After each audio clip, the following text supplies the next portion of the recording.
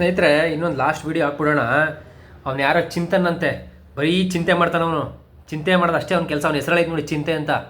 ಈ ಹಾಸಂದು ಹಾರ್ಟ್ ಅಟ್ಯಾಕ್ಟು ಅದು ಯಾವುದೋ ಒಂದು ವೀಡಿಯೋ ಬರೋರೆಲ್ಲ ಫಾರ್ವರ್ಡ್ ಮಾಡ್ಕೊಂಡು ಸಾಯ್ತಾ ಬಿದ್ದವೆ ಮುಂಡೆವು. ನಾನು ಹೇಳ ಕರೆಕ್ಟಾಗಿ ಪಾಯಿಂಟ್ಸು ಕೇಳ್ತೀರಾ.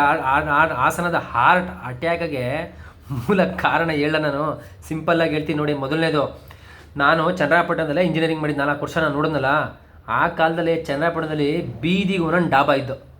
ಹೈಯೆಸ್ಟ್ ಎಣ್ಣೆ ಕುಡಿಯೋ ಜನಗಳು ಅಲ್ಲಿದ್ದಾರೆ ಅನ್ಸುತ್ತೆ ನನಗೇನೋ. ಬೀದಿ ಒಂದು ಹೈಯೆಸ್ಟ್ ಡಾಬಾ ಚನ್ನರಾಯಪಟ್ಟಣ ತಾಲೂಕಲ್ಲವೇ. ಇಮ್ಯಾಜಿನ್ ಮಾಡ್ಕೊಳ್ಳಿ ಬೇರೆ ತಾಲೂಕುಗಳ. ಹಾಸನ ಡಿಸ್ಟಿಕ್ಕಲ್ಲಿ ಒಂದು. ಎರಡನೇದು ಸ್ನೇಹಿತರೆ, ಕೊರೋನಾ ವ್ಯಾಕ್ಸಿನ್ನು.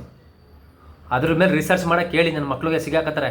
ಕೊರೋನಾ ವ್ಯಾಕ್ಸಿನ್ ಆದಮೇಲೆ ಡೈ ಸಡನ್ಲಿ ಅಂತ ಒಂದು ಡಾಕ್ಯುಮೆಂಟ್ರಿ ಬಂದಿತ್ತು, ಅದನ್ನು ಮುಚ್ಚಾಕವ್ರೆ. ಅದು ಎರಡನೇ ರೀಸನ್ನು. ಮೂರನೇ ರೀಸನ್ನು, ಎಲ್ಲರೂ ದುಡ್ಡು ದುಡ್ಡು ದುಡ್ಡು ಅಂತ ಸಾಯ್ತಾ ಬಿದ್ದವೆ. ಆಯಿತಾ. ನಾಲ್ಕನೇದು, ಎಲ್ಲ ಅಸೂಯೆ, ಜಲಸಿ.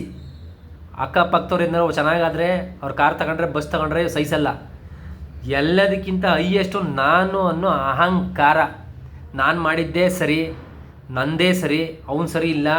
ಈ ಅಹಂಕಾರದಿಂದಲೇ ಅರ್ಧ ಜನ ಸಾಯ್ತಾ ಇರೋದು. ಆಯಿತಾ.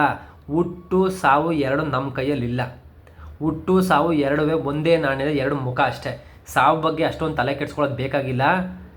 ಒಂದು ಗಾದೆ ಇದೆ ಗೊತ್ತಾ, 100 ದಿನ ಅಲ್ಲ 3 ದಿನ ಬದುಕಿದ್ರು ಹುಲಿ ಥರ ಬದುಕಬೇಕು ಅಂತ. ಆ ಥರ ಮನುಷ್ಯರಾಗಿ ಬದುಕಿದ್ರೆ 3 ದಿನ ಆದರೂ ಅಷ್ಟೇ, 100 ದಿನ ಆದರೂ ಅಷ್ಟೇ, ಎಲ್ಲರೂ ಒಂದಿನ ಸಾಯಲೇಬೇಕು. ಖುಷಿಯಾಗಿ ಸಾಯೋದನ್ನು ಕಲ್ತ್ಕೊಳ್ಳಿ ಅಷ್ಟೇ.